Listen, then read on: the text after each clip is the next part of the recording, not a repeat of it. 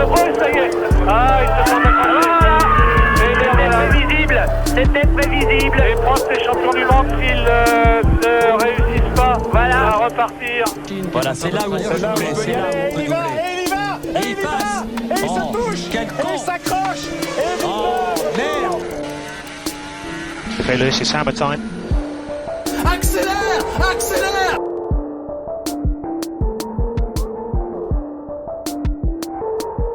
Bonjour à toutes et bonjour à tous, bienvenue chez Barbecue F1 sur Radio Mergazenco. C'est le 15e épisode de cette saison 2021 et nous sommes cette fois-ci en Italie dans une pizzeria sur le circuit de Monza et on va parler de ce 14e Grand Prix de la saison. Alors je vous rappelle encore une fois nos bonnes résolutions sur Barbecue F1 cette année, c'est que après chaque Grand Prix le mercredi à partir de 7h, vous avez notre débriefing, notre Barbecue F1 disponible. Et voilà, on est tous dans la pizzeria avec nos plus grands experts merguez. J'ai nommé Fernando Gaspacho. Comment ça va? Eh ben, écoute, très très bien. J'ai remis un petit peu de sauce piquante sur ma pizza parce que ça l'était ce dimanche. Avec nous aussi, on retrouve Nick Lambda qui a pris une calzone. Hein. Oui, bonjour Jacques, bonjour à tous. Effectivement, j'ai décidé un petit peu d'énerver nos amis italiens, donc j'ai décidé de choisir une pizza en chausson pour aujourd'hui. Et puis, troisième expert de ce barbecue F1, j'ai nommé Charles Carrefour. Comment ça va, Charles? Ah, ben voilà, Charles a toujours avec de temps en temps ces petits problèmes techniques. Il a le micro coupé. Cette fois-ci, ça a l'air un peu facile. Non, c'est bon, me voilà. Est-ce que vous m'entendez bien? Ouais, c'est nickel. C'est moi qui n'ai pas allumé mon micro, tout simplement. Ouais, je disais que je n'ai pas prix de pizza à l'ananas pour les aficionados italiens. Ouais. Ok, en tout cas, il s'en est passé de belles ce week-end. Il nous rejoindra comme souvent notre ami Sébastien Vittel pour les 5 infos de la semaine. Et puis peut-être en fin d'émission, Gerhard Berger viendra passer une tête, prendre une tranche, une part des pizzas. Alors on va un peu présenter ce Grand Prix de Monza, un peu le temple de la vitesse pour ces F1, un circuit qui est censé favoriser les Mercedes, on va dire, sur le papier. Et puis aussi un Grand Prix un peu atypique cette saison, puisque ça fait partie des Grands Prix qui ont une qualification en mode sprint. Donc on a à la fois des premières qualifications qui font une grille pour cette course sprint qui a lieu le samedi après-midi et les résultats de la course sprint attribuent à la fois quelques points au championnat, mais aussi la grille de départ pour le dimanche après-midi.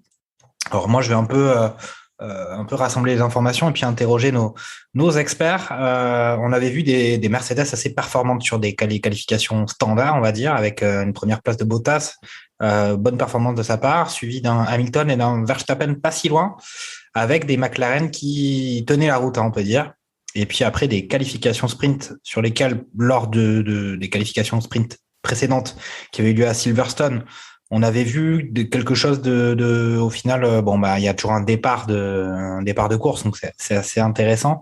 Et puis on avait surtout vu une activité d'Alonso extrêmement intéressante. C'est ça qui avait pimenté les qualifications sprint. Et là, je vais directement entrer un peu dans le vif du sujet sur ces qualifications sprint. On a vu un départ avec un départ raté d'Hamilton. Alors moi j'avais déjà commencé à évoquer ce sujet sur les départs en tout cas moins réussis par Hamilton que par ses concurrents, en tout cas Verstappen ou les autres écuries. Départ raté de Hamilton et puis derrière pas grand chose qui se passe sur ces qualifications sprint. Qu'est-ce que vous en avez pensé? Je vais commencer par Charles, puisqu'on visiblement son micro fonctionne ce soir comme il faut. On va lui demander un peu le ressenti de ces qualifications sprint et puis peut-être nous parler un peu des résultats avec au final une première place de Bottas, en fait une pole, mais comme il y a eu changement de bloc moteur, il se retrouve à partir en dernière position le dimanche. Voilà, ton ressenti de ces qualifications sprint. Alors, ça n'a vraiment pas changé par rapport au débrief de Silverstone. Ça sert à rien. On s'est embêté. Le mauvais départ d'Hamilton a juste permis de voir comment se comportait sa Mercedes, je dis bien la sienne, parce qu'ils avaient une spécification aéro différente par rapport à Bottas. Mais ça a permis de savoir comment se comportait sa voiture derrière une autre monoplace.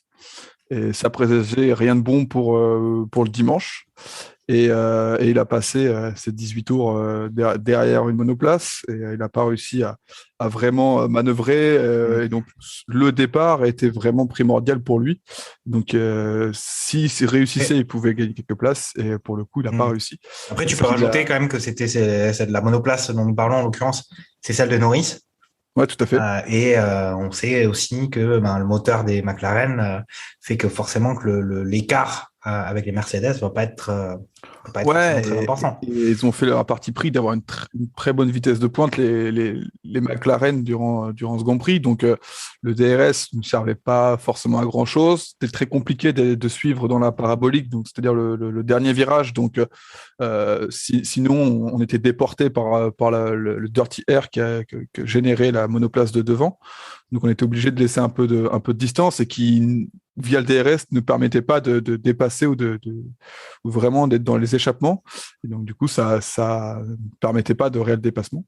Donc, compliqué pour la première Mercedes. Et Bottas, quant à lui, par contre, a très bien géré, très bon départ.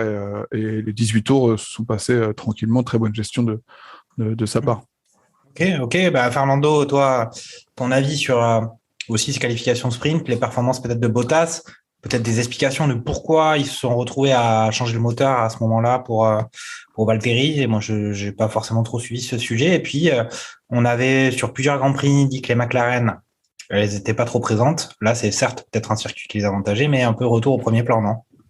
Ouais, c'est ça, dans la mesure où ce week-end, les performances de Bottas étaient vraiment au rendez-vous. Ça a été un très bon week-end pour lui. Il a fini donc les qualifications en premier.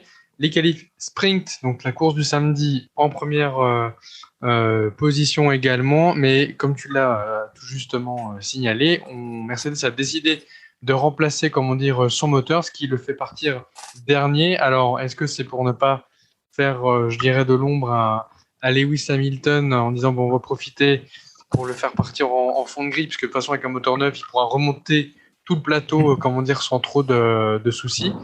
Donc c'est la petite question à se poser. Après, est-ce qu'il y avait vraiment du kilomètre sur le moteur pour dire on le change? Je ne sais pas. Là-dessus, je demanderai aussi à Charles Cafour de bien vouloir me couper si je dirais une bêtise. Mais moi, je verrais plutôt une stratégie indirecte en disant pour pas trop gêner Lewis, puisque Toto Wolff avait dit si Bottas est devant, la consigne c'est que tu laisses passer Lewis pour le championnat.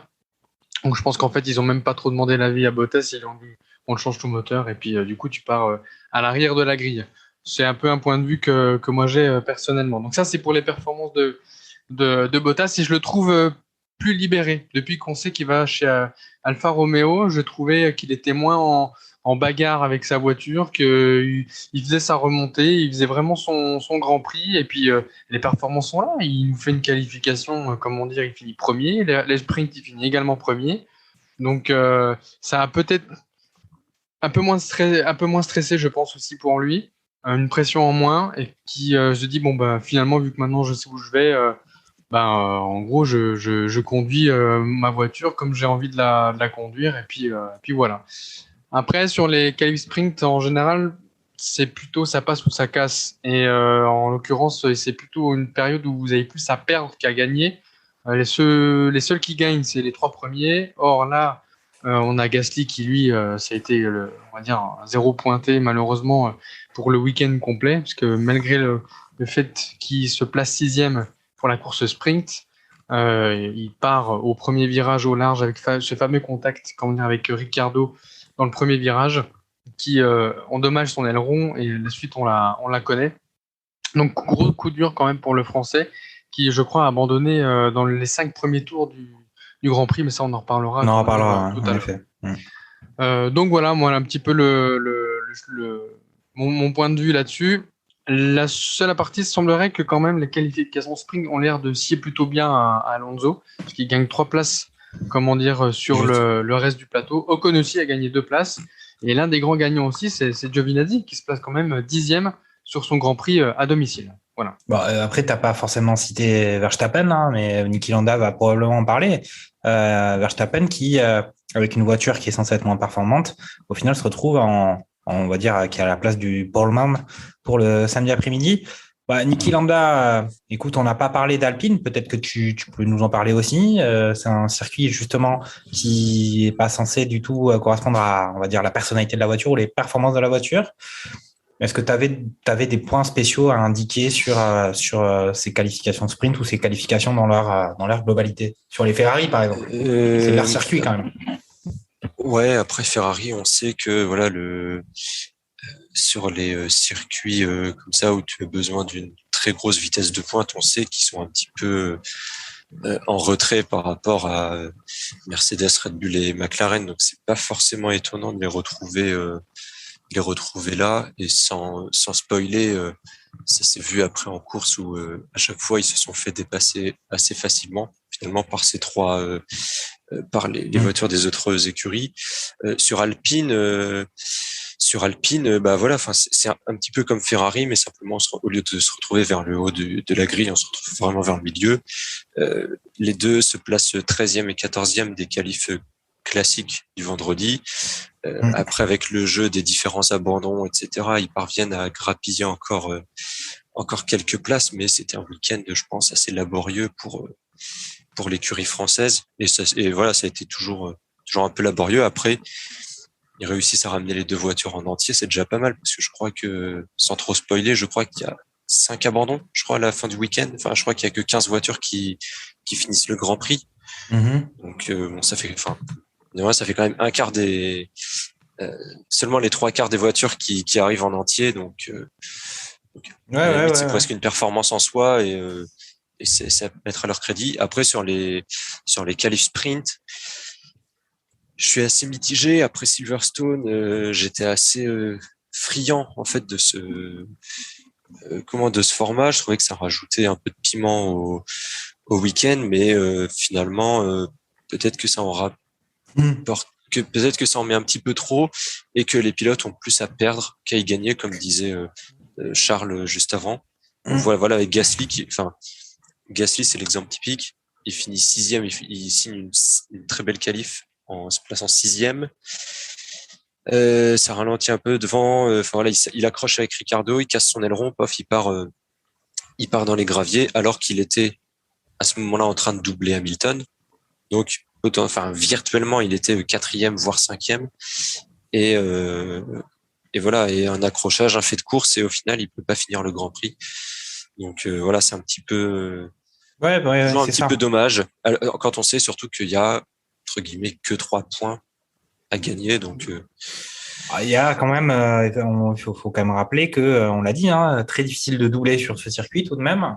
Donc au final, la position sur la grille faisait quand même pas mal dans le résultat du dimanche. Bon, après on peut imaginer que ça dépend quand même pas mal des bagnoles et du fait d'avoir une vitesse en ligne droite. Tout à fait. Ok. Est-ce que vous avez des points à signaler? On peut signaler que il y a quand même si je voulais juste signaler, je l'ai noté dans mes notes, le gros bazar, pour rester poli, en sortie de stand et en piste au qualif du vendredi. Ouais, tu fais bien d'en parler.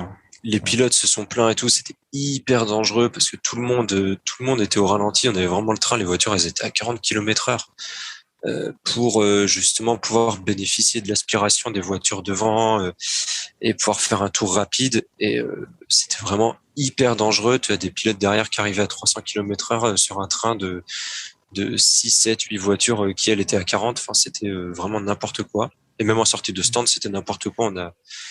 C'est vraiment pas passé loin pour avoir plusieurs accrochages dans la voie des stands. Donc, c'est peut-être le moment de poser un peu le gros débat sur ces qualifications. C'est loin d'être la première fois qu'on assiste à ce genre de choses. C'est en fait maintenant quasiment tous les week-ends. Est-ce qu'on va pas s'attendre à ce que dans les évolutions, on voit qu'il y a quand même des évolutions sur la façon dont se déroulent les grands prix. Est-ce qu'on peut pas s'attendre à ce que dans quelques années, voire dans quelques mois, que les qualifications soient un peu modifiées et que au final chaque pilote ait sa piste pour faire un tour rapide, plutôt que de avoir ces embouteillages là qui sont à la fois générateurs de potentiellement d'accidents, puis qu'on se retrouve aussi avec des pilotes qui n'arrivent pas à passer la ligne à temps pour faire leur tour de qualif. On l'avait vu pour Pérez sur le Grand Prix précédent, par exemple. Qu'est-ce que tu D'ailleurs, en il penses passe en Q3 là, ce week-end. C'est Ah, noté, quand même. Je trouve que, Charles, ouais, vas-y. pour le coup, souvent la direction de course impose un temps minimum pendant les qualifications que les pilotes respectent quasi jamais. Enfin, je crois qu'ils le faisaient en plus de 2 minutes le tour, alors que vraiment ils doivent avoir une vitesse minimale. Et c'est clairement, il y a clairement sur ce Grand Prix-là, l'aspiration elle est primordiale et on se croirait en F2 où ils sortent tous des stands en même temps, on les voit groupés, on sait qu'ils savent tous très bien qu'ils ont tous foiré leur tour à être à la queue leu dans la dernière ligne droite. Enfin, c'est un peu ridicule, surtout en Q1 pardon, où ils sont les 20 voitures. C'est dangereux. On a failli voir un mécano de chez Aston Martin, il me semble, se faire, être entre les deux voitures et une autre voiture qui arrive en même temps. Enfin, ça donne des sensations, des images assez insolites, mais pas forcément dans le bon sens du terme. Donc, ils se plaignent tous. Ça arrive en 2019, où sur la dernière run, ils sont 10 à pas être passés. On voit Hülkenberg qui coupe la chicane au premier tour pour essayer de passer dernier, mais en final, tout le monde freine. Enfin, je sais pas ce que ça va donner l'année prochaine avec la nouvelle réglementation technique, si les mecs arrivent à se suivre et du coup, ça donne des situations où c'est pas très grave si on a 3 secondes derrière ou 1 seconde derrière une voiture devant, parce que voilà, l'aéro qui est généré, elle n'est pas générée par les appendices aérodynamiques, mais par l'effet de sol, et du coup, c'est pas grave s'il y a de l'air devant, et du coup, on peut suivre, et du coup, ça veut dire qu'on n'est pas obligé d'avoir 18 voitures devant nous, voilà, et l'aspiration sera toujours bonne, mais ça veut pas dire qu'on sera obligé de peut-être tous sortir en même temps, mais je comprends pas la FIA pourquoi, et en tout cas Michael Masi, pourquoi ils n'ont pas mis en place un système un peu plus simple. Il va falloir quand même que ça évolue parce que rien ne s'améliore week-end après week-end, alors qu'à chaque fois on dit il y a le gentleman agreement, il y a toutes ces histoires et là au final c'était vraiment le pire qu'on ait pu voir depuis le début de la saison. Donc il va falloir qu'il se passe un truc. Fernando, même à Monaco, ils font pas ça.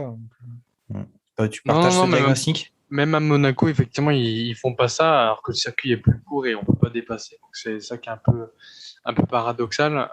D'ailleurs, même ce week-end, Fernando Alonso a déclaré que lui, il proposait le retour justement du tour qualif en un tour. Donc, comme c'était le cas avant, où effectivement, tu avais un tour pour faire ton meilleur temps. Voilà. Ok, bon. On a fait le tour des qualifs, qualif sprint, qualif sieste. Ça est bon, on en a parlé. On va passer à la course. Une course qui a été au final quand même assez spectaculaire. Moi, je me suis vraiment, c'était vraiment un Grand Prix où il s'est passé des choses et là pour le coup, je me suis pas endormi. Moi j'étais assez scotché devant mon écran. Et puis il s'est passé un événement que à la fois on redoutait ou qu'on attendait ou auquel on pouvait se dire que ça finirait par encore revenir après Copse à Silverstone.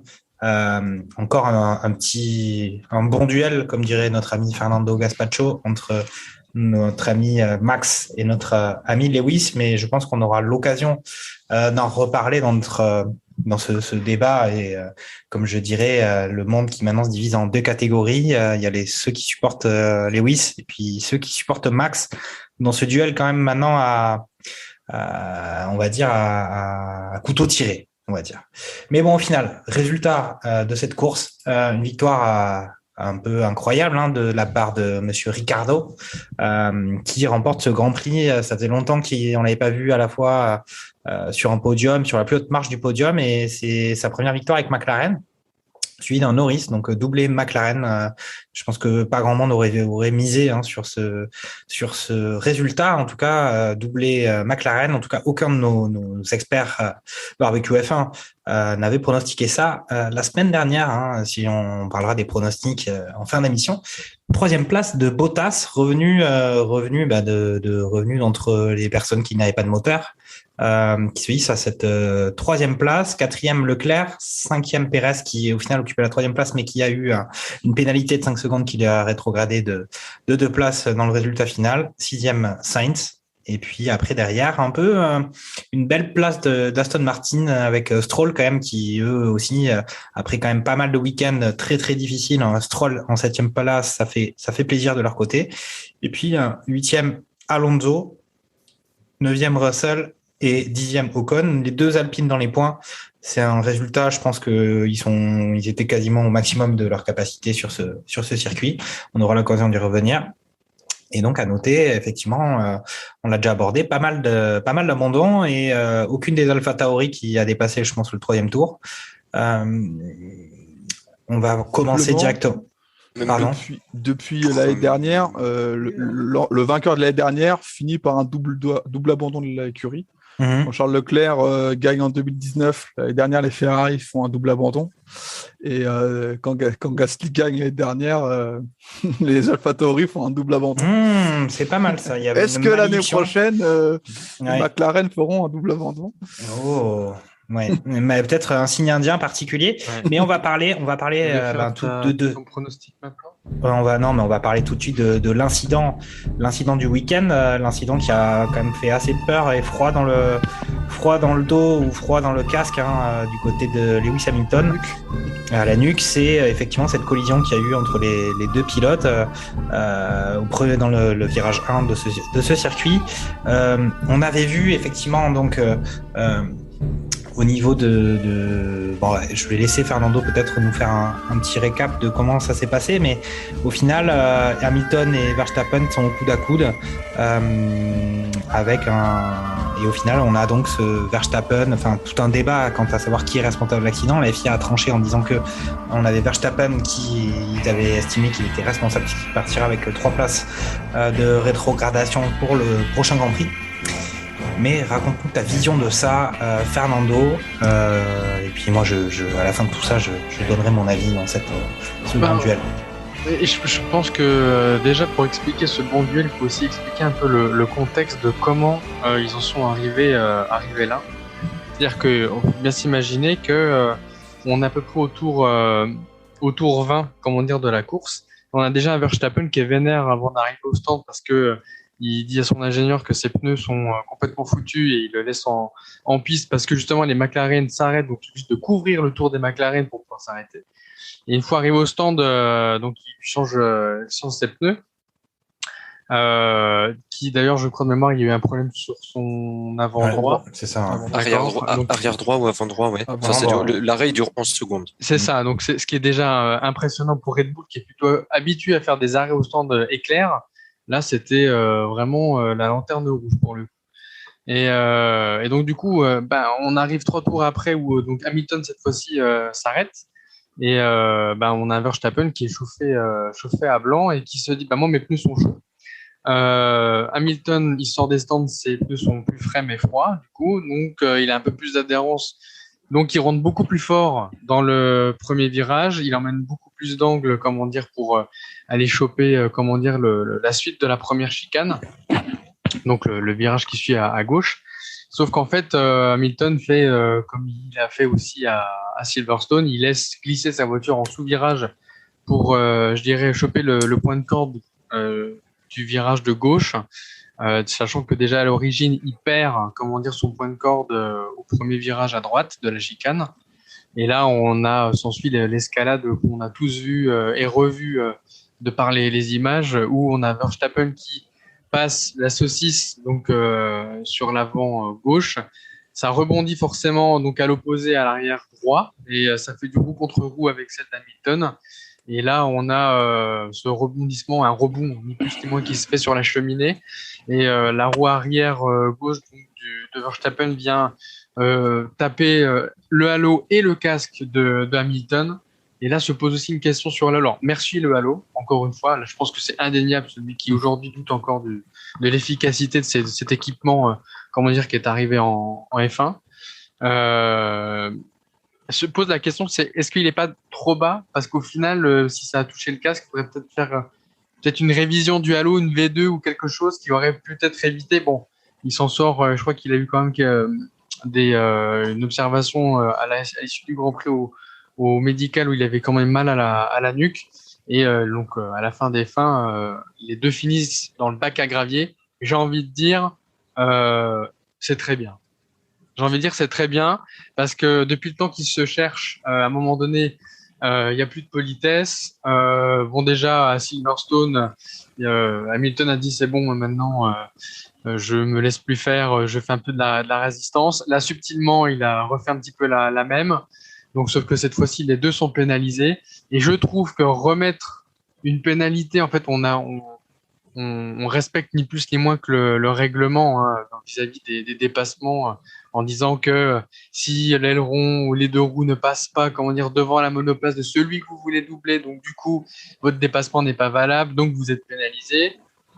C'est comme ça que se traduit la règle avec ces 3 places de rétrogradation comme tu l'as dit pour le prochain Grand Prix. Maintenant, soit pour moi, 1 c'est un fait de course, 2 les deux sont en tas et c'est tant mieux. Ok. Alors, j'ai peut-être pas non plus résumé ce départ de Grand Prix, mais au final, départ du Grand Prix, on se retrouve avec un Ricciardo qui était devant Verstappen, suivi de Norris et Hamilton. Et Hamilton qui avait réussi, contrairement à la course sprint, à passer devant Lando Norris, et puis qui était à la lutte donc avec au final avec les jeux des arrêts qui étaient se retrouver à la lutte avec Max Verstappen. Ta vision de tout ça, Niki, moi je vais quand même dire que j'ai dit que le monde se divisait maintenant en 2 catégories. Moi je suis plutôt voire carrément assez franchement dans le camp de Lewis. Toi, dans quel camp appartiens-tu? Comment tu vois tout ça? Et effectivement, c'est vrai que comme l'a bien précisé Fernando, sans le halo, voilà quoi. On peut faire pas mal de blagues, mais Lewis, ça aurait été compliqué quand même. Ah oui, complètement. Moi, je te rejoins un petit peu là. Je suis plutôt team Lewis sur les différents, notamment sur cet accrochage. D'autant plus que Verstappen, là, alors effectivement, en fait, Hamilton ferme la porte d'un virage et donc il empêche Verstappen de le doubler et forcément, Verstappen, du coup, insiste et ça part au crash. Mais Verstappen, par 2 fois pendant le week-end, il a fait exactement la même manœuvre que Hamilton. Alors, pas forcément la même chicane, je crois que c'était à l'autre chicane, mais bon, peu importe. La première fois pendant la course sprint, ça oblige Ricciardo à freiner. Ricciardo freine, Gasly percute, Gasly va au tas. Et la deuxième fois, c'est après le départ du Grand Prix où là c'est Hamilton qui est à l'attaque. Verstappen ferme la porte de la même manière que Hamilton lui ferme la porte au 20e tour. Et sauf qu'à la différence près, c'est que Hamilton prend le dégagement, il coupe le virage et du coup il perd une place et demie, c'est-à-dire que Verstappen passe devant et Norris lui repasse devant. Donc voilà, comme l'a très bien dit Fernando, c'est un fait de course parce que là, bon, on est en train de débattre pendant un quart d'heure, 20 minutes, de détailler geste par geste ce qui s'est passé. Il faut rappeler que ça se passe quand même extrêmement vite. Il n'y a pas le temps non plus de niaiser. Oui, il n'y a pas le temps de niaiser, il n'y a pas le temps de détailler non plus chaque geste quand t'es dans la. Je crois que grosso modo, à l'entrée du virage, ils sont environ entre 80 et 90 km/h, de ce que j'ai pu lire. Ouais. Verstappen arrive plus vite, mais de quelques kilomètres. Ouais, mais bon, enfin, je dirais que... Mais on est sur 3-4 mètres, donc à 80 km/h. Voilà, c'est ça, ça se joue sur 3-4 mètres, ça se joue sur un coup de volant, sur une fraction de seconde. Donc voilà, c'est pas non plus une bagarre qui a duré 20 minutes. Mais ce que je veux dire par là, c'est que, voilà, dans le sens où Verstappen fait exactement la même manœuvre 2 fois auparavant pendant le week-end, tu peux pas reprocher à Hamilton derrière de faire à peu près la même chose. Malheureusement, voilà, ça aurait pu finir de manière très très bien plus dramatique. Le halo, on se rappelle que quand même la plupart des pilotes étaient hostiles à son arrivée, ils disaient que ça bloque la visibilité, etc. Ce qui est vrai parce que on le voit maintenant avec les caméras qui sont dans les casques depuis 2-3 grands prix là. C'est vrai que le halo, ça prend beaucoup de place. Par contre, ça fait 2 vies minimum qui sont sauvées grâce au halo. On a Hamilton ce week-end, on a Grosjean la saison dernière. Et je crois qu'il y a 2-3 saisons de ça aussi, on avait une auto qui s'était complètement retournée. Passe par-dessus. Ouais, voilà, qui passe par-dessus, la roue qui rebondit sur le halo. Alonso sur Charles Leclerc en Belgique. Ouais. Ouais, c'est ça. C'est ça. Donc on a de rien, c'est quand même une grosse avancée. Et comme tu dis, heureusement qu'il y avait le halo ce week-end. Okay. Charles, toi, ta vision de ce fait de course, de ce fait de la saison pour l'instant, je dirais. Bah, c'est vrai que en fait, je trouve cet accrochage, il a un peu dû aussi au pit stop des deux écuries. Les deux font pas, une n'en fait pas un bon et l'autre en fait un pas bon du tout. Les 11 secondes de Verstappen, c'est vrai que depuis que la FIA a demandé à avoir une action plus humaine dans le pit stop, c'est-à-dire, je crois qu'il faut attendre un millième de seconde, quelques millièmes de seconde avant de pouvoir actionner les pistolets. C'est assez complexe, mais ça a dû changer un peu la façon de faire les pit stops pour les écuries. Ils sont un peu emmêlés les pinceaux, c'est un peu dommage. Et Mercedes aurait pu en profiter beaucoup mieux et faire un arrêt quand même de 4 secondes et quelques. Donc, ils se mettent un peu dans la panade tout seul, entre guillemets. Alors qu'ils avaient fait une bonne stratégie et qui allait leur permettre de s'emparer de la tête du Grand Prix. Hein, tout à fait. S'ils font un pit stop normal, ils ressortent en fait un peu plus d'une seconde devant Verstappen. Du coup. Ouais, tout à fait. En plus, la moyenne, c'était entre c'était à peu près entre 2,8 et 3,2 quoi, la moyenne des arrêts ce week-end. Pour le coup, McLaren a super bien géré l'arrêt de Ricciardo, très bien géré aussi l'arrêt de Norris aussi, même si c'est pas des masterclass. Voilà, c'est entre les 2 et 3 secondes, on ne demande pas plus, c'est propre, c'est net, ça repart. En plus, ce qui est rigolo, pour l'anecdote, c'est que quand même que Red Bull dit que Ricciardo a pas fait un bon arrêt. Et 2 tours après, ou le tour d'après, ils font 11 secondes. Bon, pour le coup, le karma a peut-être payé, je sais pas, mais c'était assez drôle de voir ça derrière. Mais c'est un peu dommage que des arrêts au stand en fait soient aussi stratégiques. Bon, ça l'est quand même depuis des années maintenant en F1. 2 arrêts pas bons, ça crée un premier virage où il y a très peu de place, avec des autos très larges.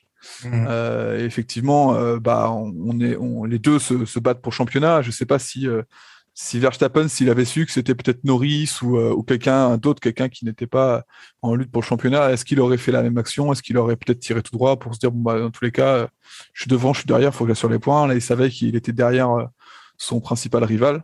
Donc, je pense qu'il a tenté le tout pour le tout. Je pense qu'il ne s'attendait pas à remonter sur la voiture.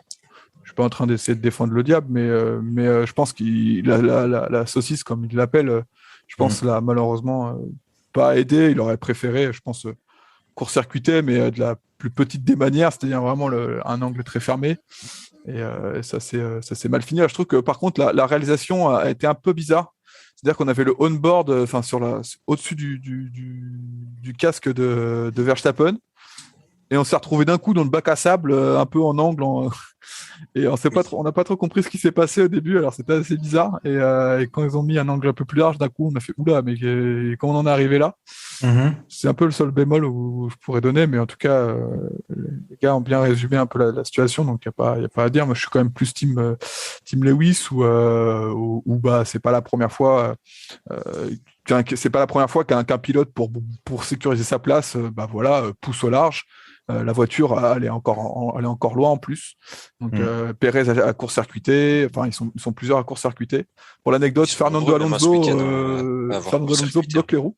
À ce moment-là, en plus, on le voit derrière l'arrêt on-board. On le voit Alonso bloquer les roues, tirer tout droit, comme l'accident avec Russell et Bottas en Émilie-Romagne où les deux se font tout droit et lui il se fait un tête à queue et un truc comme ça derrière. Visiblement, il a dû regarder ça et louper le point de freinage. Je ne sais pas ce qui s'est passé dans sa tête. C'est ça. Quand on visionne les images, on s'est passé un peu à la trappe. Ouais. Donc au final, c'est quand même au final ce Grand Prix pizza la saucisse pour Max Verstappen.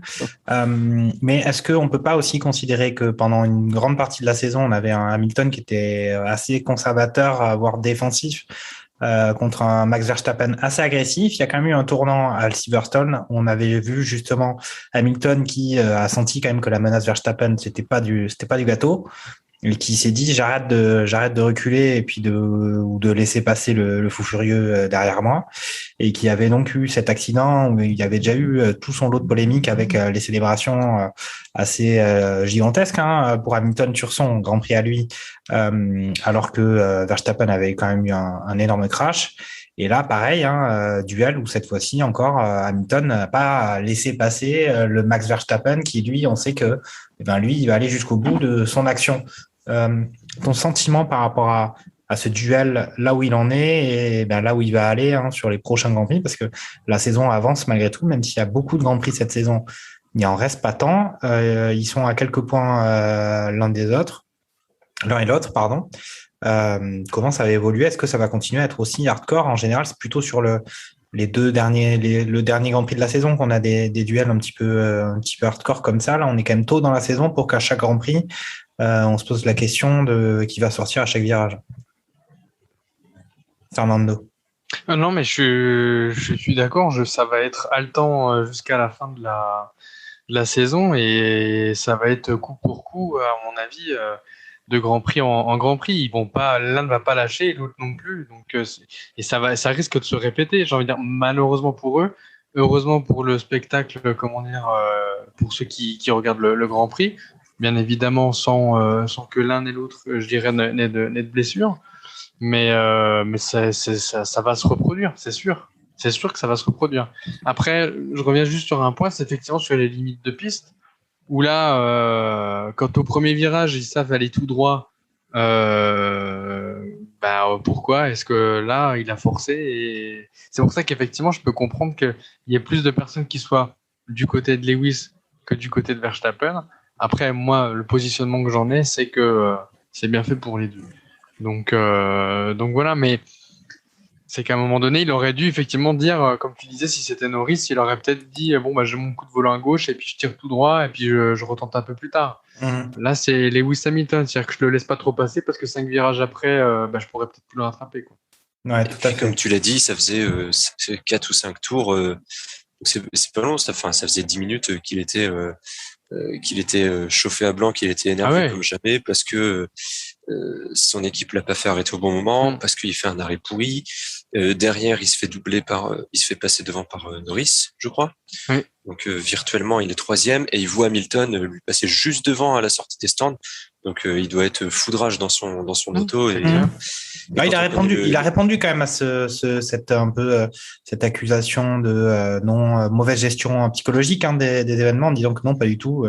Ça, il était ultra stable psychologiquement. Max Verstappen, on est d'accord avec lui. En tout cas, il ressemble à quelqu'un d'ultra stable psychologiquement. Moi, je dirais que la placidité n'est pas forcément sa qualité première à notre ami Max. Mais qui nous fait pas mal rêver, qui sur pas mal de Grands Prix. Là, c'est allé un peu loin. Est-ce que quand même quelqu'un a envie de dire un mot sur la prestation de notre ami australien, l'homme à la banane, qui quand même remporte une belle victoire, qui a quand même été consistant sur tout le week-end devant son coéquipier Norris. Grosse performance des McLaren, donc qui ont quand même profité de cet incident qui, s'il n'avait pas eu lieu, aurait peut-être effectivement rendu ces 2 premières places assez plus compliquées. Mais est-ce que vous êtes content pour Ricciardo? Est-ce que c'était difficile pour lui sur cette saison? Puis au final, un week-end. D'ailleurs, je suis pas trop rentré dans le détail du départ de ce Grand Prix, mais au final, très bon départ de Ricciardo. Excellent. Et puis très bon départ aussi justement d'Hamilton. Départ de Ricciardo qui s'empare de la tête de la course et en fait qui a mené la course de bout en bout. Ouais. Un petit mot pour notre ami Daniel, Fernando? Écoute, franchement, on en parlait, on disait qu'il était dans la sauce déjà depuis le début de l'année, que c'était compliqué pour apprendre la voiture et tout ça. Et puis là, il nous fait un départ canon. Il pulvérise, Bottas sur les premiers hectomètres. Et puis voilà, après, lui fait le virage, il passe devant, il termine premier de la course. Franchement, il a du mérite, il a rien lâché, parce que je pense que d'autres auraient peut-être eu un petit coup de moins bien dans la spirale négative, qui l'aurait traîné peut-être un peu plus dans le fond. Lui, il s'est relevé, il a été beaucoup plus combatif que ça, et l'écurie de manière générale Déjà, quand tu fais un doublé et que ce doublé, je crois que je l'ai noté, c'est depuis Canada 2010 qu'ils n'ont pas fait de doublé et que la dernière victoire d'une McLaren seule, c'était Jason Button, comment dire, au Brésil en 2012. Ils reviennent de loin quand même. Hein. Donc non, ouais, franchement, je suis super content pour lui. Et puis, c'est un mec sympathique. Comment tu veux ne pas être content pour le mec le plus sympathique du paddock? Et puis on avait noté quand même pendant la course, justement son coéquipier Norris qui à un moment donné essaie de mettre un peu de pression à l'écurie en disant il faudrait qu'il me laisse passer parce que franchement il va pas assez vite. Et puis bon ils lui ont quand même dit. D'ailleurs j'ai trouvé que c'était assez, on va dire assez direct de la part de son équipe, sans être cassant. Ils lui ont dit écoute bah non on va continuer comme ça parce que c'est bien. Voilà Charles, est-ce que Ricciardo c'est quelqu'un qui est dans tes petits papiers? Ah, bah, j'adore. J'ai même acheté ses chaussettes. Bien. Elles m'ont coûté un bras, mais. Des chaussettes qui coûtent un bras, c'est paradoxal. Mais ouais, la paire de chaussettes, faut l'aimer pour mettre ses codes de carte bancaire sur son site. D'accord. Mais ouais, ça fait plaisir de le voir. Il y a trois Grands Prix, il était dépité, on le voyait. Sur sa roue, là, en train de penser à je ne sais quoi. Week-end mené, très bien mené, et même Grand Prix, très bien mené. Bon, il a l'expérience en soi pour faire ce genre de Grand Prix. C'est pourquoi McLaren aussi, je pense, l'a recruté. Et McLaren d'ailleurs fait un très bon week-end, P1, P2, du coup trophée du constructeur, meilleur arrêt au stand, plus rapide et meilleur tour en course. Oui, ça on l'a pas dit. Mais... Donc week-end parfait pour McLaren, franchement ils pouvaient pas rêver mieux. Donc c'est clair. Et bon bah Norris quand même, je m'attendais à le voir un peu moins souriant.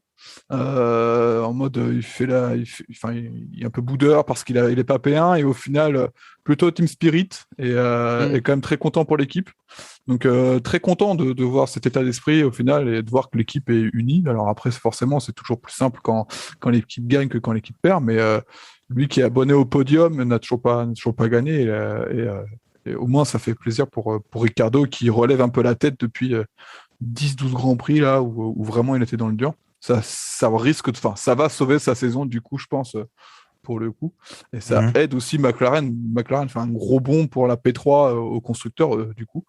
Ce genre de résultat, c'est clair que s'ils arrivent à être consistants et à truster les P4 P3 et gagner un Grand Prix pour assurer la P3 facilement. Ah ouais, ils sont repassés devant Ferrari au classement constructeur. Niki, est-ce que toi aussi tu te fais des infusions à travers les chaussettes de Daniel Ricciardo?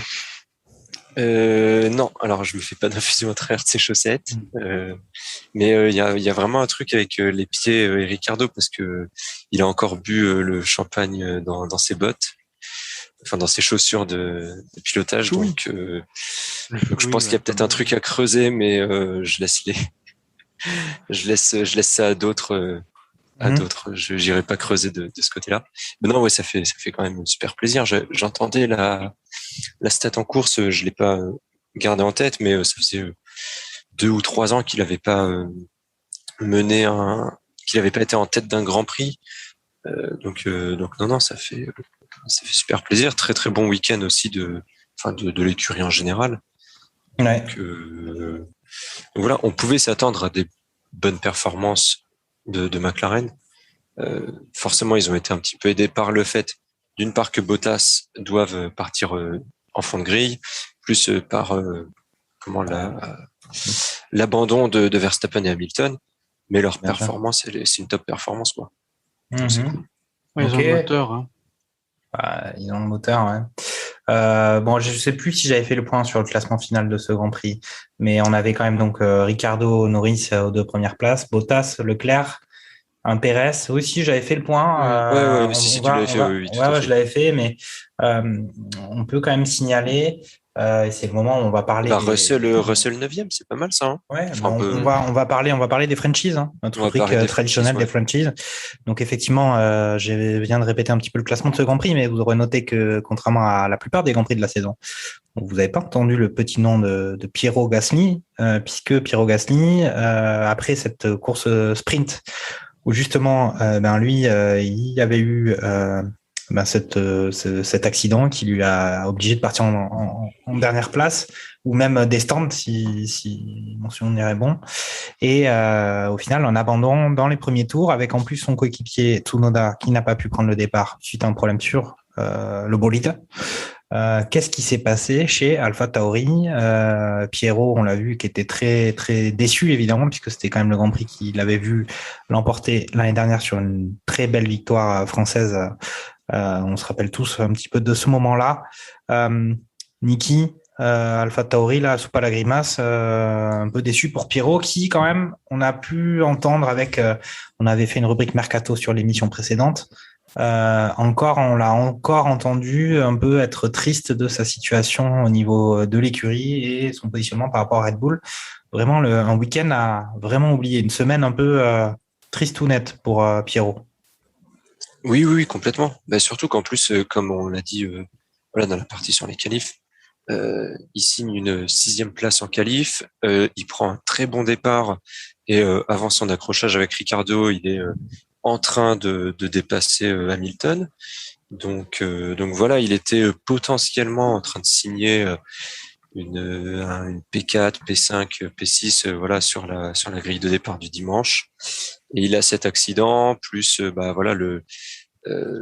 je crois que au premier tour, il se rend compte qu'il y a des gros problèmes et son écurie lui a demandé d'abandonner pour pas endommager la voiture et de pas prendre de risques inutiles. Donc ouais, une semaine à oublier, un week-end à oublier pour AlphaTauri parce que les deux voitures sur le carreau alors que t'as même pas fait 2 tours, alors même que t'avais signé que t'avais fait un très très bon vendredi. Voilà, c'est super dommage. Et comme tu l'as signalé aussi, c'est d'autant plus regrettable que c'est le Grand Prix que c'est le seul Grand Prix que Pierre a gagné du coup. Donc ouais, un petit peu triste à voir où est-ce que son avenir va s'écrire à partir de 2023, parce que pour 2022, a priori, il a été confirmé chez AlphaTauri, ça devrait pas bouger. Mais bon, pour refaire une petite rubrique Mercato, personnellement, j'aimerais bien le voir bouger, parce que là, comme j'ai pu dire la semaine dernière, Helmut Marko manque jamais une occasion de tacler Gasly. On sent qu'il est pas dans les petits papiers de Red Bull pour revenir, et de toute façon, s'il revient, ce sera en tant qu'équipier de Verstappen. Je pense qu'il mérite mieux, et voilà, pourquoi pas une place chez une écurie un peu plus haut de tableau, type McLaren ou type Ferrari par exemple, quoi.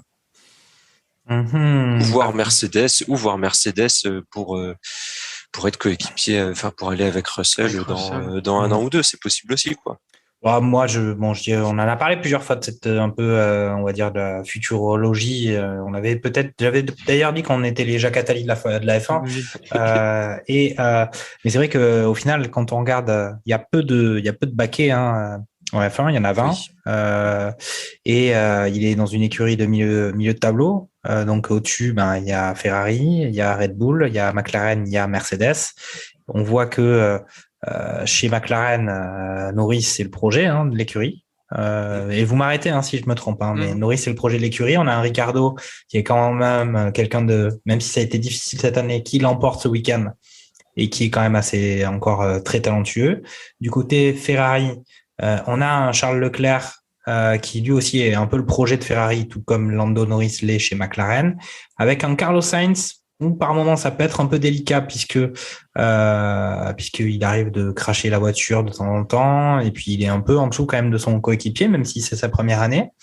Et puis après, du côté Mercedes, il y a Russell qui signe l'année prochaine, donc pareil, c'est quand même un Anglais en F1, il va pas rester 6 mois, à moins qu'il y ait des gros soucis. Il se pose la question de Hamilton, mais Hamilton, alors qu'on pouvait penser qu'il allait s'arrêter avant tout le Big Bang de la réglementation, il est là pour faire au moins 1 an derrière, et possiblement c'est peut-être le baquet qui pourrait s'ouvrir pour Pierre Gasly, pas l'année prochaine, mais peut-être l'année d'après si Hamilton décidait d'arrêter la F1. Parce que du côté Red Bull, effectivement, il y a mauvaise limonade, et moi je trouve que c'est un peu, il me fait penser un peu au mec qui s'est fait larguer il y a 3 ans et qui l'oublie, qui peut pas l'oublier. C'est un peu cette impression.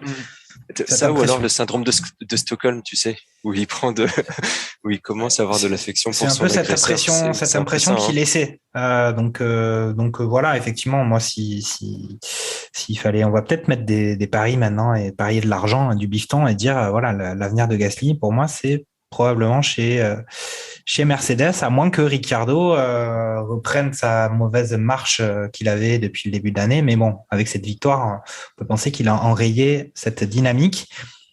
Est-ce que vous voulez continuer sur cette F1 Fiction ou bien passer à ce week-end des Alpines sur un circuit qui n'était pas leur circuit de prédilection, Fernando?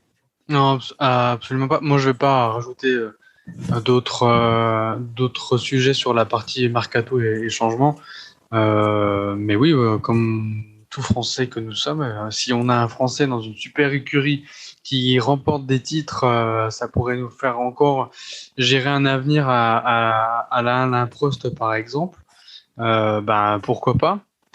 Mais voilà, moi je vais m'en arrêter là pour la partie futurologie.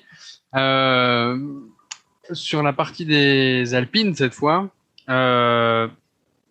alors c'est vrai qu'effectivement Monza, un peu de la vitesse, du moteur, où les ailerons sont braqués à plat, à l'inverse de Monaco, c'est vraiment pas fait pour l'Alpine. Ça, on est tous d'accord, là-dessus. Cependant, c'est, je pense, une des écuries qui a fait, de manière générale, une progression tout au long du week-end, en comptant qualification, qualif sprint et le résultat de la course. Je l'ai dit tout à l'heure, on a un Alonso et un Ocon qui font respectivement P3, plus 3 places et plus 2 places pour aller à la qualif sprint, et qui, en arrivant au résultat du Grand Prix, se placent tous les deux dans les points avec Ocon 10e et Alonso qui finit 8e. Donc c'est encore des points, je dirais, qui arrivent pour l'écurie. Certes, les derniers points, c'est encore des points, qui montent. Maintenant, voilà, ça reste, assez quand même mitigé sur le bilan de l'écurie. On veut bien évidemment plutôt les voir, je dirais, en lieu et place de là où sont Sainz et Perez. Moi, je les verrais normalement plutôt là, parce que tous les ans, c'est la même chose. On nous dit Renault ou Alpine, ils ont compris, ils vont améliorer, ça sera bien l'année prochaine. En fait, on s'aperçoit que finalement l'épisode de saison en saison se répète et ils sont toujours, en milieu de peloton, quoi.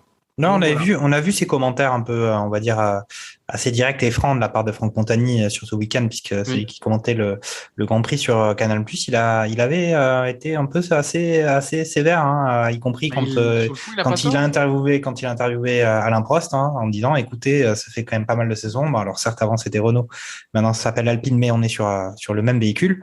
Après, on est sur une saison de transition aussi. Donc ça, on verra l'année prochaine. Les précédentes, c'était pas le cas, Jacques. Oui, non, mais très bien. Mais là, l'année prochaine, il y a beaucoup de choses qui vont changer. Donc, on verra. Mais effectivement, je suis d'accord. On dit à chaque fois l'année prochaine. Voyons voir ce que ça donne. Et moi, je vais être plus sévère que ce que vous avez dit sur Alpine. C'est qu'au final, avec les abandons qu'il y a eu, qui ont été plus nombreux sur ce week-end que les week-ends précédents, au final, on a quand même abandon de Verstappen, abandon d'Hamilton. On a un abandon de Gasly, donc ça fait déjà 3 places qui étaient devant qui récupèrent. Donc virtuellement, bon après les accidents c'est comme ça, mais une 10e place d'Ocon avec ses 3 abandons et une 8e place d'Alonso avec ses 3 abandons, c'est un peu à noter. Charles, ton avis sur les Alpines, est-ce que prochain Grand Prix Sochi, est-ce qu'on parle déjà un petit peu de ce Grand Prix là, mais ça augure un peu d'une limonade identique, non? Je rejoins ton avis et l'avis de Franck Montagny, quoi. Ça fait depuis 2016 où tous les ans ils décalent l'objectif de retourner dans le top 3, d'avoir des victoires. Un coup c'est dans 3 ans, dans 3 ans, dans 3 ans, et puis au final ils trustent le top 5, top 6. Enfin au championnat, je parle, au championnat constructeur, je parle pas en course. Ils sont les seuls motoristes en plus. Renault motorise que Alpine. Ils ont c'est vraiment un motoriste dédié pour une écurie.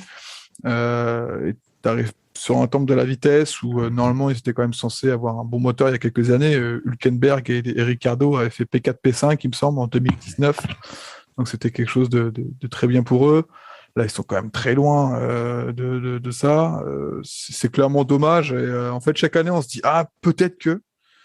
Et en fait, chaque année, la voiture elle a toujours des défauts et des gros défauts, et qui sont compliqués de corriger sur chaque Grand Prix parce que du coup, la voiture n'est pas forcément bonne dans un état général, je dirais. Elle a des qualités, mais elle a des défauts qui sont compliqués à corriger et très longs à corriger. Encore plus quand cette année, mettre du budget dans une voiture qui l'année prochaine ne ressemblera pas à ça du tout. Ça en devient compliqué. Donc, le développement de l'hiver dernier a mal été fait parce qu'on l'a vu en début d'année aussi où ils étaient un peu à la rue. La victoire quand même d'Ocon sauve leur saison. Sans ça, je sais pas où ils en seraient, parce que Ocon prend 25 points d'un coup et remonte dans le top 10, mais vraiment, sur le Grand Prix de Hongrie, il partait 9e ou 10e. Donc, classiquement, il n'y aurait pas eu la pluie, il aurait pris un point, voire deux peut-être, mais c'était tout, quoi. Donc, on est d'accord, bien, quoi. Mais après, il me semble aussi avoir entendu que cette année, ils n'allaient pas faire des développements comme les années précédentes. Donc, en soi, c'est pour ça qu'il ne faut pas trop non plus en espérer. Ouais, mais toutes les écuries ont dit ça, quoi. Cette année. C'est pas le cas le Red Bull, c'est pas le cas. Cette année, ils ont mis le paquet. Le moteur Honda, il est super costaud. Et Williams, ils ont trouvé du pognon aussi. Williams, ils ont mis le paquet sur l'aéro pour concurrencer Merco. Et puis aujourd'hui, ils sont vraiment concurrentiels avec Mercedes. Donc, en fait, ils continuent encore à apporter des pièces. Ce qui est dommage, c'est qu'en fait, on arrive à un stade où les voitures de 2019, 2020, 2021 se rapprochent quand même beaucoup. C'est juste l'aéro qui change. Donc les écuries connaissent les pneus, même si les pneus ont changé cette année, structurellement parlant, mais ils devraient quand même se savoir où ils en sont. Et on voit des écuries quand même faire des vrais gaps des steps en avant, où là, on voit Alpine qui est un peu... toujours au même stade, quoi. Donc c'est là où je trouve que c'est dommage, et surtout que pour la plupart quand même le budget est fini pour cette année, quoi. C'est-à-dire que si tu te bats pour le championnat, oui, tu vas continuer à développer. Si tu te bats pas pour le championnat, est-ce que ça vaut le coup de... Après, on a beaucoup parlé de la voiture et de l'écurie, mais on a peu parlé des pilotes, en fait, et puis on se rend compte qu'au final, on va pas dire que peu importe les pilotes, mais on va surtout dire que les performances, les résultats d'Alpine, c'est pas les pilotes. Les pilotes sont au rendez-vous. On voit en course Alonso qui est particulièrement performant, intéressant à voir. Là, il arrive à vraiment faire une bonne prestation. Ocon qui l'a emporté, on l'a dit, sur le Grand Prix de Hongrie. C'est pas les pilotes. Ils sont plutôt sérieux. Ils sont plutôt, on va dire qu'ils finissent leur course. Il me semble parce que sur la qualif du vendredi soir. Les deux se suivent à quelques millièmes, quoi. Vraiment, il n'y a pas de. Faudra me contredire si jamais ils sont ils sont 13 et 14, mais ils sont vraiment proches, les deux. Mais vraiment, ils sont vraiment très très proches. Leur tour est quasi égal, quoi. Vraiment. Donc, pour le coup, en termes de perfo, de perfo pilote, là-dessus, il n'y a rien à dire. Je pense qu'ils font le taf. Après, ils font avec ce qu'ils ont, quoi. Yep. Ok, on a fait le tour des franchises. C'est pas glorieux ce week-end pour les franchises en Italie. Là, ça n'a pas été très bon. Pour ce qui est des satisfactions sur ce Grand Prix, évidemment McLaren. Nous en avons parlé de McLaren. Nous avons aussi parlé de notre ami Valtteri Bottas qui avait l'air plutôt apaisé au final avec cette signature chez Alfa Romeo. Et puis dans les autres satisfactions qu'on peut avoir, est-ce que vous aviez des choses à dire, Niki, sur ce Grand Prix en plus de ce que j'ai déjà raconté là? En plus, j'avais, comme j'ai un petit peu dit tout à l'heure, j'avais noté Williams quand même. Alors c'est pareil, il y a quand même le jeu des abandons où t'as au bas mot, donc t'as trois pilotes qui sont habitués au top 10 qui abandonnent, donc forcément ça nivelle un petit peu les résultats. Mais Latifi qui fait un week-end vraiment pas mauvais du tout. Russell qui rentre dans les points, qui finit 9e, je crois. Donc C'est ça. c'est passé un petit peu inaperçu, mais voilà, ils confirment en fait ils confirment leur bonne forme. Latifi, il confirme, je trouve que voilà, il est un peu en train de remonter, il grappille toujours quelques places week-end après Je suis week-end. d'accord. Je suis La d'accord. stat, Et, la stat de ce Grand Prix-là, excuse-moi Niki, Vas-y. c'est pour la première fois, Latifi est devant Russell en qualification, donc après la qualification sprint. Donc Russell ne fera pas un 50-0, et on est sur un 49-1. Malheureusement pour Russell, hein, ça aurait été beau d'avoir un 50-0 sur Latifi, mais bon, il faut un début à tout. Mais bon, on peut noter quand même que Latifi est quand même suffisamment performant pour avoir son baquet l'année prochaine confirmé, ce qui n'est pas le cas sur une écurie comme Alfa Romeo qui a mis quand même le destin de Giovinazzi dans la balance. Et bon, on parlera probablement de Giovinazzi dans on va dire les déceptions de ce week-end, puisqu'on le voyait peut-être avec à l'arrivée un meilleur classement que celui qu'il a eu. Mais est-ce que dans les satisfactions, on n'aurait pas de l'Aston Martin, en tout cas en l'occurrence de Stroll, Fernando? Ouais, exactement. Moi, j'ai été vraiment, je dirais, quand on regarde l'équipe de manière générale, surpris positivement et négativement. Positivement par Stroll, parce qu'effectivement, il nous sort une P7 qui est assez inhabituelle, je dirais, pour Aston Martin. Donc tant mieux pour lui et comment dire, pour l'écurie. Et en même temps, une déception, c'est Vettel, où aujourd'hui, il nous fait une P12. Il nous fait P12 sur ce... Vettel, tout le monde a joué aux autotamponneuses avec lui ce week-end, j'ai l'impression. Ouais, tout à fait. Il fait percuter deux ou trois fois, je crois. Par par Stroll d'ailleurs. Hein. Par Stroll, ouais, Stroll. Oui, par son Stroll. Et je crois qu'il y en avait un troisième. Enfin, c'était vraiment. Il y avait Ocon avait pris une pénalité quand même dans un accrochage avec. Oui, tout à fait. Avec Sébastien. Ok. Donc, après, effectivement, concernant le cas Vettel, il me semble qu'il doit être juste derrière Giovinazzi au moment de l'accident, donc il freine pour l'éviter. Ce qui du coup permet à Stroll de passer sur le virage, mais du coup se rabat trop tôt, lui tape un petit peu l'aileron, je crois, et du coup ça permet à 2-3 autres voitures de repasser.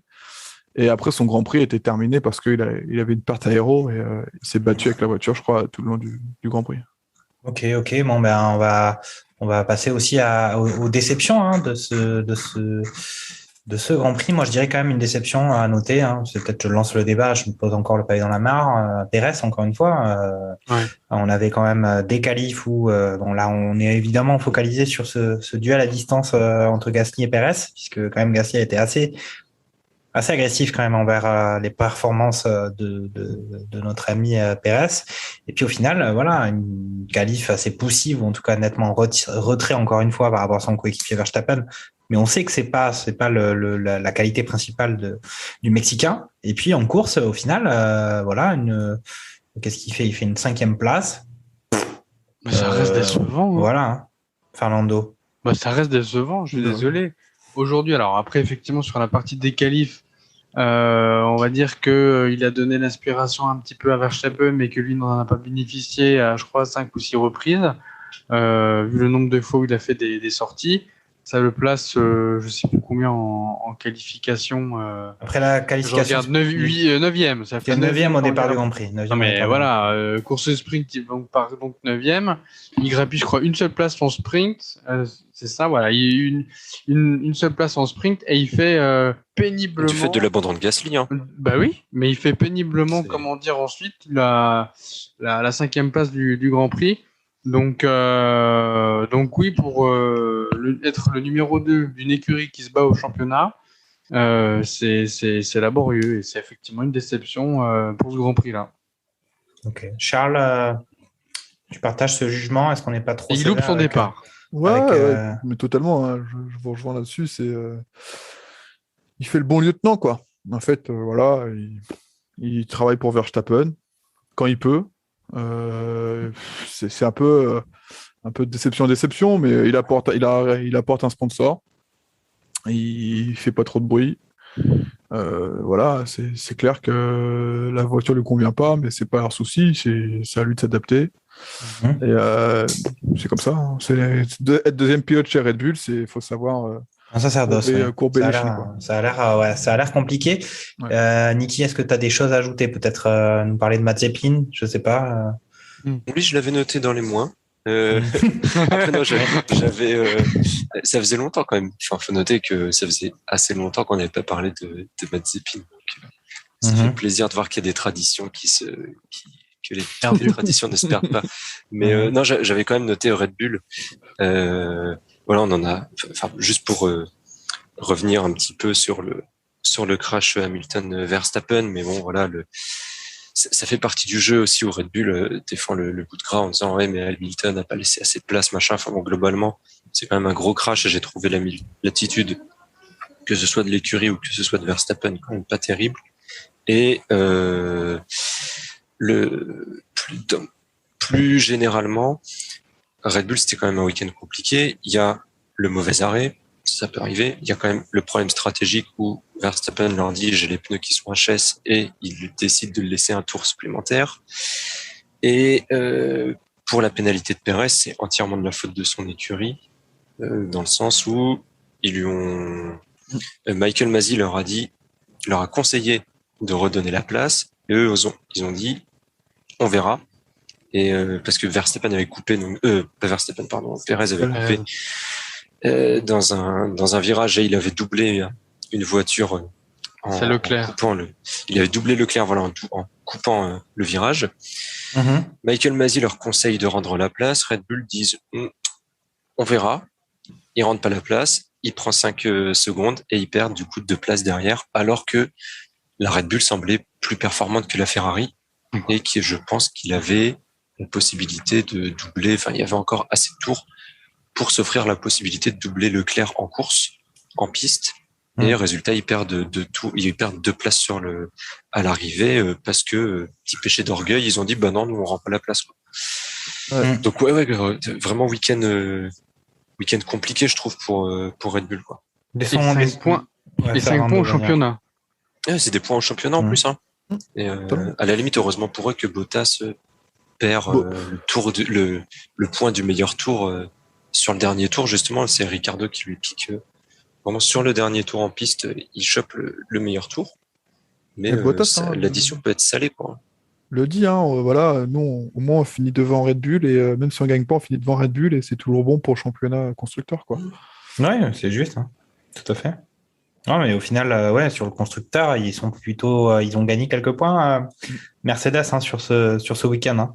Hein. Et puis après, oui, j'avais quand même, j'avais Mazepin et Haas, voilà, dans mes points négatifs. Maintenant, je vous lance la balle, je vous laisse vous amuser avec. Ok, bah dites-moi si Fernando ou Charles, vous avez des points à ajouter sur ce Grand Prix. Sinon, on va passer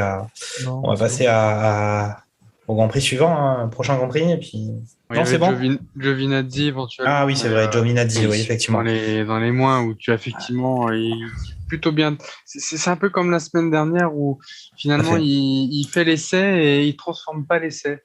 Donc il fait des bonnes qualifs et puis finalement le dimanche en fait il perd des places et il finit 13e, juste à peine devant Robert Kubica. Mais honnêtement, ouais, c'est fait partie des déceptions, surtout à domicile pour lui, où son baquet est en jeu, chez Alfa Romeo. Et ça donnait pourtant des bons espoirs. On se dit, c'est bien, ça donne des points et du crédit pour lui pour qu'il puisse rester dans l'écurie l'année prochaine. Et puis au final, malgré le bon départ qu'il a fait, parce qu'il se battait un petit peu avec les Ferrari au début, en fait, on s'aperçoit qu'au fil de la course, il perd des places au fur et à mesure et il finit très bien.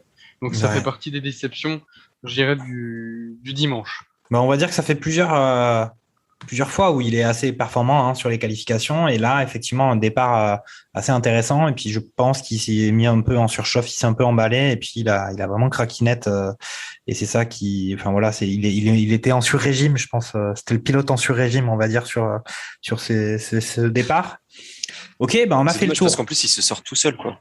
C'est que vraiment, il se sort tout seul, il loupe son freinage, il coupe et il revient en piste n'importe comment. Il y a contact, hein. Il y a contact, hein. Oui, il y a contact, on est d'accord. Mais combien même il y a contact, aujourd'hui, il loupe sa corde, il essaie de rechoper l'aspiration derrière Leclerc. C'est Leclerc, voilà. Sainz. Et... Ah oui, non, il est derrière Leclerc. Non, derrière devant Leclerc Sainz, c'est ça. et il percute Ouais. Sainz en revenant. Il percute Sainz, ouais, c'est ça. Ok. Bon, écoutez, je pense qu'on a dit ce qu'on avait à dire sur ce Grand Prix d'Italie qui s'est révélé assez trépidant, assez passionnant, avec des rebondissements, une lutte pour le titre de champion du monde de pilote qui est quand même assez acharné, qui va être acharné jusqu'au bout. On le sent venir quand même. On va dire, pas forcément ces incidents à répétition, mais en tout cas cette lutte roue dans roue entre Verstappen et Hamilton avec on va dire des monoplaces qui sont assez proches en performance quand même finalement, et des pilotes qui sont quand même extrêmement talentueux. On va voir ce que ça va donner. Ok. En tout cas, maintenant, on va passer aux 5 informations inutiles de la semaine de notre ami Sébastien Vittel. So box. Salut tout le monde, c'est Sébastien Vittel pour les 5 infos inutiles de la semaine. Usain Bolt aurait été aperçu franchissant la ligne d'arrivée de la course sprint. Nikita Mazepin est classé 21e au classement pilote pour 20 pilotes réguliers. Bottas sera champion du monde 2021 si les 2 enfants en tête de classement continuent de se chamailler. Vous l'aurez entendu ici en premier. Verstappen a le surnom de Supermax non pas pour ses performances, mais pour sa capacité à s'envoler au premier choc. Il semblerait que la boisson pétillante une fois versée dans une chaussure ait le goût de vrai champagne. C'était Sébastien Vittel pour les 5 infos inutiles. On se retrouve au prochain Grand Prix. Voilà. Alors, on va essayer quand même d'avoir une première version du montage de cette émission qui contiendra pour de vrai les 5 informations inutiles de la semaine, puisqu'il y a eu un loupé en post-production la semaine dernière où la première version de notre émission Barbecue F1 était sortie avec un blanc à la place des commentaires de Monsieur Vittel. En tout cas, c'est fini on avait eu 3 week-ends d'affilée de Grand Prix. Et puis là, on a une petite pause avant d'arriver en Russie sur ce Grand Prix de Russie qui aura lieu à la fin du mois de septembre, le 26 septembre. Sur Sochi, hein. Donc on va peut-être je vais faire un récapitulatif des pronostics qu'il y avait eu la semaine dernière sur Monza, juste pour confirmer qu'on n'était pas forcément proche de ce qui s'est passé dans la réalité. On n'avait pas parié d'argent, mais bien heureusement. Alors qu'est-ce que je peux vous raconter? Moi j'avais dit une victoire évidemment de Lewis Hamilton, puisque j'ai dit que j'étais Team Lewis, suivi du Verstappen et d'un Valtteri Bottas. Fernando Gaspacho nous avait parlé de Hamilton en première place avec un Verstappen et puis un Carlos Sainz, je crois. Oui. Carlos Sainz, c'est plutôt pas mal. Gerhard qui n'est pas là et qui nous a toujours pas rejoint pour cette émission avait parlé de Verstappen, suivi d'Hamilton et de Norris. Et puis Charles avait parlé de le même pronostic avec Hamilton, Verstappen, Norris. Et puis Niki, avait vu Verstappen sur la plus haute marche du podium, suivi d'un Piero Gasly en 2e place et d'un Hamilton 3e place. Donc là, on est vraiment sur grand chelem, une grande qualité. Le grand chelem de la loose. On est sur le pronostic des abandons. Ok. Une fois, on l'a pas entendu cette fois-ci. Non, mais t'es fidèle à toi-même. Donc en tout cas, semaine prochaine, on est à Sochi, sur un Grand Prix effectivement en Russie. Mais qu'est-ce que vous attendez de ce Grand Prix?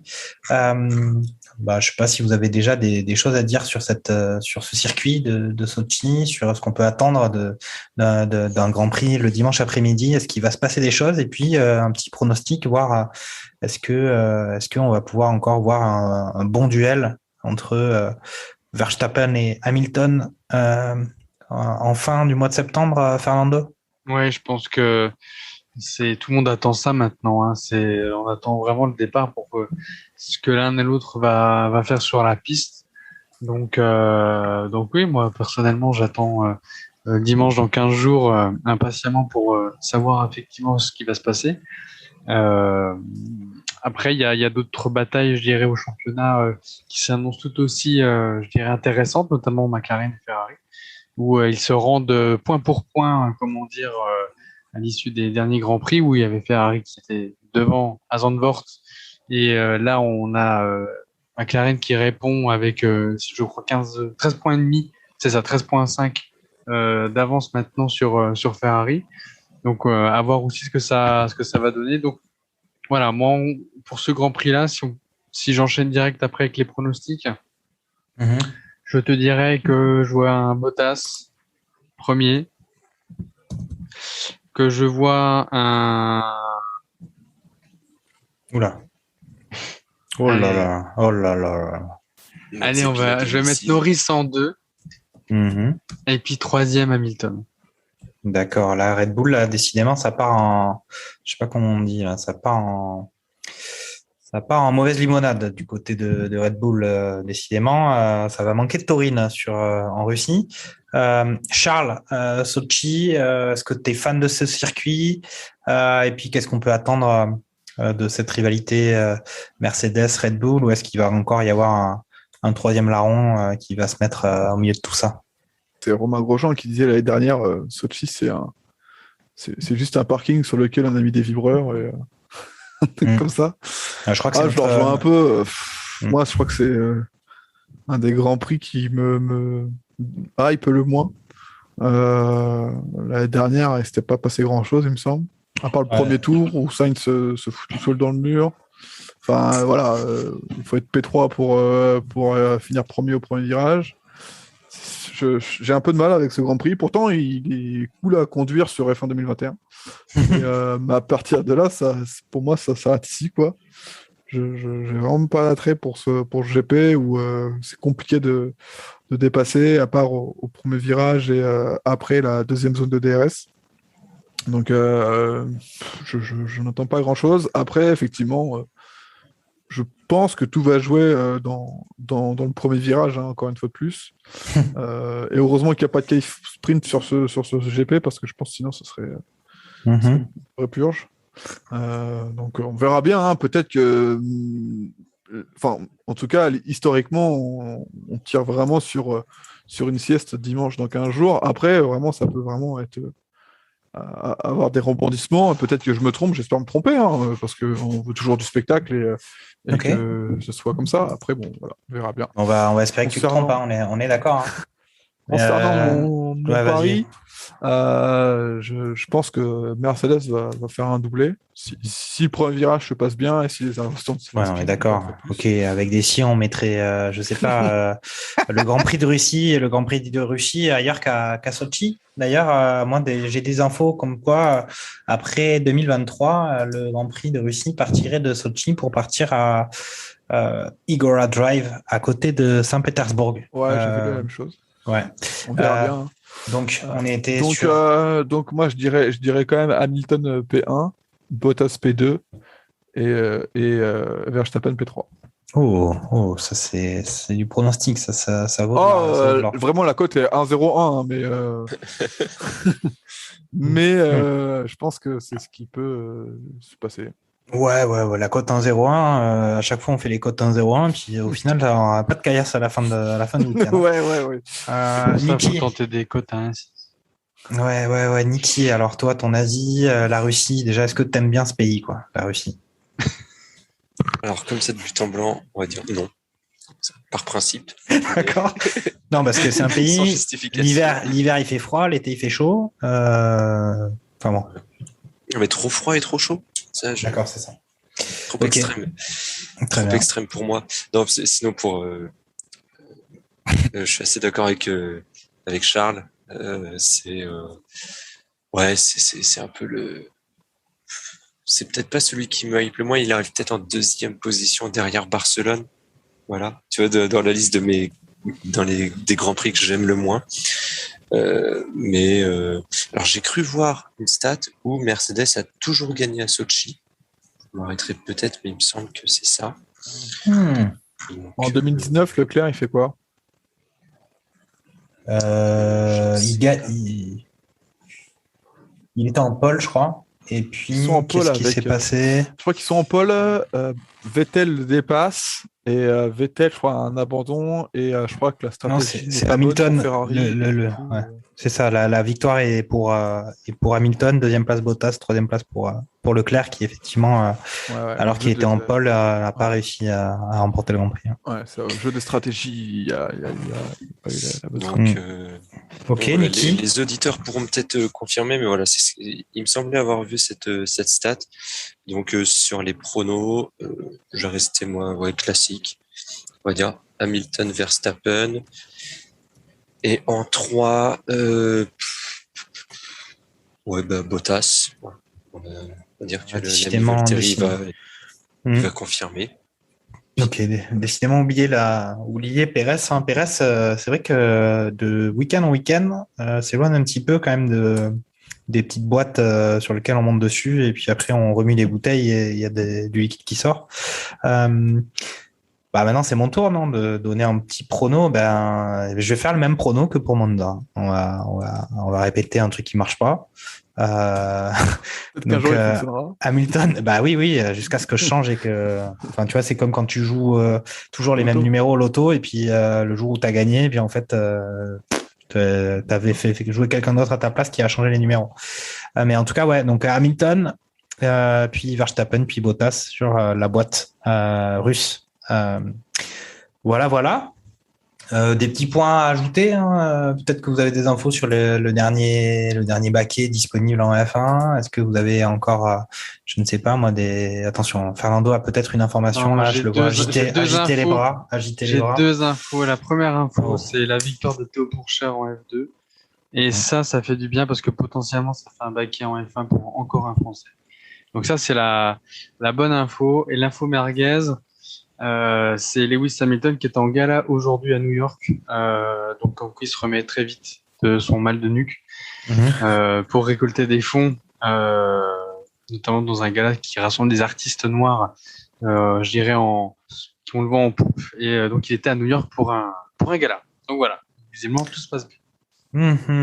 Ok, pas d'autres infos au niveau des galas. Est-ce que tu sais si Niki où était Max? Est-ce qu'il était dans un gala à Amsterdam peut-être? Non, pas d'information. J'ai pas cette info-là.